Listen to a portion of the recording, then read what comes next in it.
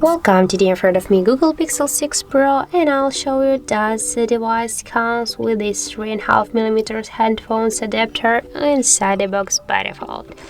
So first we'll just open the box, and here as can you see we got the just the Type-C Google original cable, the USB adapter, and also we got here some of the paperwork and the SIM tool, the original Google SIM tool, like a circle.